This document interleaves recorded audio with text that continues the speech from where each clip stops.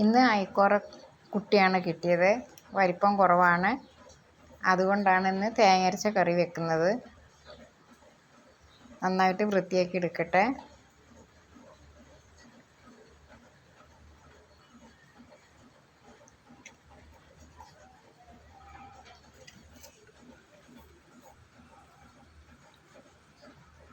നന്നായി വൃത്തിയാക്കി എടുത്തു കഴിഞ്ഞു. അതിലേക്ക് മുളക് പൊടി, മഞ്ഞൾപ്പൊടി, മല്ലിപ്പൊടി, ഇഞ്ചി, പച്ചമുളക്, തേങ്ങ, പുളി എല്ലാം കൂടെ ഒഴിച്ചിട്ട് നന്നായിട്ടൊന്ന് തിളച്ച് വരട്ടെ. ഇത് പെട്ടെന്ന് ചെയ്തതാണ് കേട്ടോ.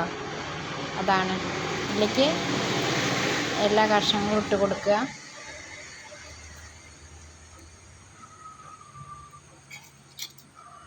ഇതേപോലെ ഒരുപാട് വീഡിയോ ഞാൻ കാണിച്ചിട്ടുണ്ട്. അതുകൊണ്ട് ഇതൊന്ന് ധൃതിയിൽ ചെയ്തു പെട്ടെന്ന്. കറി റെഡിയായി. കറിവേപ്പില മേലിട്ട് കൊടുക്കുക. നല്ല ഒരു ഒഴിച്ചു കറിയാണ്. ഇതേപോലെയൊക്കെ ഒന്ന്